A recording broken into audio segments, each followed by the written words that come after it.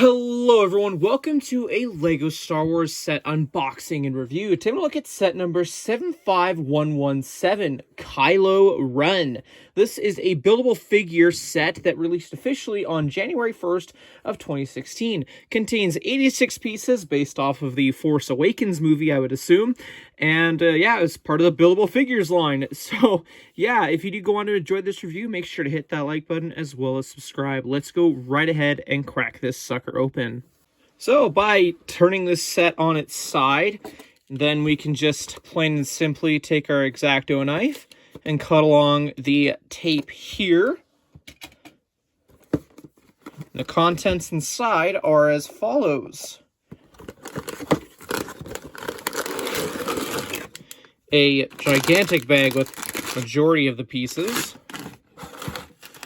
A smaller bag with all the Technic bits.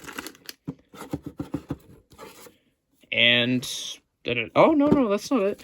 We have an instruction booklet. A plastic bag for the fabric cape. And that's everything. So let's check back in once this figure is fully assembled. Okay, so approximately like 15-20 minutes later, I have built this thing, and wow, putting the final piece on this figure just blew me away. I don't know what I was expecting, but it definitely was not this. I think that the fabric capes really do add to this figure. I couldn't decide which way I wanted to put on the fabric because I don't know if it shows up well on camera, but on one side it's like fuzzy and the other side it's like smooth. So I decided to go for the smooth one just that way it kind of matches the rest of the figure and, you know, doesn't get as dusty, I figure, because this will be going on a shelf for display. But I mean, just look at this. This guy just looks kind of menacing, regardless of how the character is in the movies. I kind of am okay with how the lightsaber turned out. I do wish the lightsaber blades were a little bit smaller, but I guess it's fine overall. The molded headpiece, which is also exclusive to this set, looks very well detailed. I like the printing on it. It even has some molded in dents, which very nice overall. Definitely would have loved to have seen this reprinted to match the Rise of Skywalker one, assuming that the theme lived long enough for that. But the only other really printed piece is just the torso chest plate piece, which is fine. I don't mind that. I feel like you're mostly paying overall for the figure and the capes. Like, already just the fabric capes.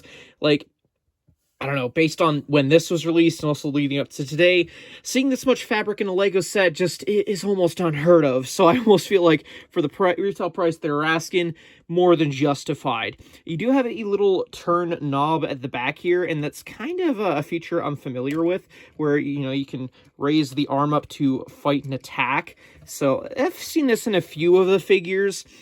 This is probably one of the better implementations of that because, I don't know, a black action figure-esque character that just has this kind of hidden behind a black cape. It's not sticking out like a sore thumb. So, I don't know. For me personally, I'm going to be putting this on display with my Rey figure, who also has the turntable knob piece, and you can see how that just sticks out like a sore thumb. I get it, the character design and all that, but like for something like Rey, would have been better if they made it in different color. But regardless, you can have some fun where you can like make it look like these two are duking it out. So there's that. That's pretty cool overall. And the instructions do tell you to assemble the lightsaber so that it's at a bit of a curve. I don't know why that is.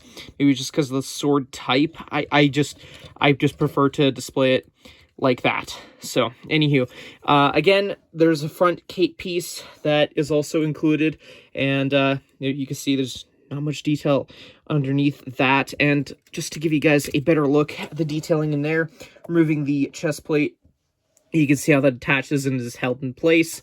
So, just overall, the inner workings on this is very nice. Actually, you know what? While I'm thinking of it, let's just remove all the fabric pieces, because I'm sure there's going to be someone out there who doesn't want to display good old Kylo with his cape or whatever. So here you go. Here's how the figure looks for the most part.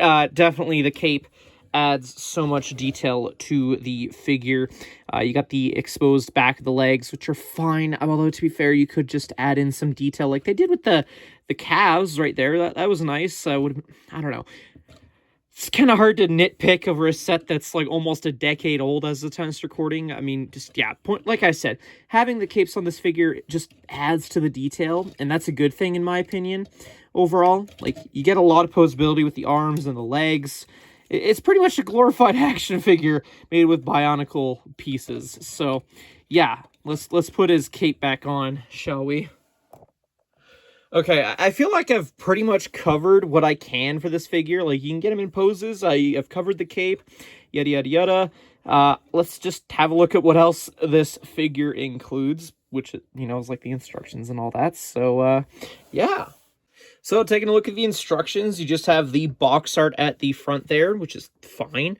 Like I said, fairly simple building techniques and instructions. If you've built one buildable figure, pretty much you got the idea of how the rest are going to go, and that's totally fine. It's just overall was a pleasant experience. But yeah, at the back there you just have the parts listing, a little advertisement for, you know, the Force Awakens buildable figures, and then I think there's one other page. Yeah, there you go. You got all the first wave